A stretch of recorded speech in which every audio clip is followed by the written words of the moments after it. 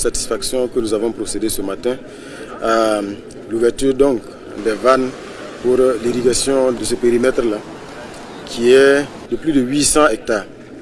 C'est un jalon de plus qui est posé dans le combat qui est engagé pour la souveraineté alimentaire. Comme vous le savez, le président du Faso, le camarade capitaine Ibrahim Traoré, a fait de l'autosuffisance alimentaire une priorité.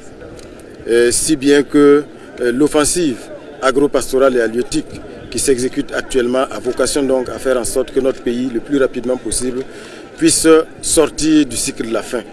Et après les périmètres de Banzon, de Sendou, dont vous avez suivi il y a quelques jours de cela la mise en eau, aujourd'hui c'est autour donc de Dourou ici.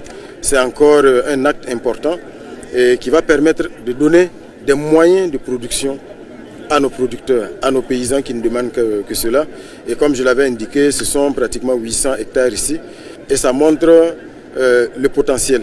C'est un gros potentiel qu'il y a ici. Et évidemment, il ne reste plus donc à inviter les producteurs et à s'investir pleinement dans la production pour que 365 jours sur 365 ici à Dourou, les producteurs soient donc à l'ouvrage pour produire et en campagne humide et en campagne sèche. Ça va permettre bien sûr de renforcer leur résilience, de chasser la faim de la zone ici, mais aussi de la région et du Burkina Faso. Donc c'est ce message que nous avons, mais aussi féliciter les acteurs qui se sont investis pour que ce chantier-là puisse se réaliser dans les temps. Parce que ça a été lancé en décembre 2023 et aujourd'hui, toutes les conditions sont réunies, les travaux sont terminés pour qu'on puisse donc procéder à la mise en eau. Et ça, ça mérite qu'on félicite tous les acteurs, féliciter le ministre d'État, le ministre de l'Agriculture et tous les agents qui s'investissent. Le plus dur reste, ça veut dire maintenant en termes d'exploitation du site, mais aussi en termes de préservation des investissements qui ont été réalisés.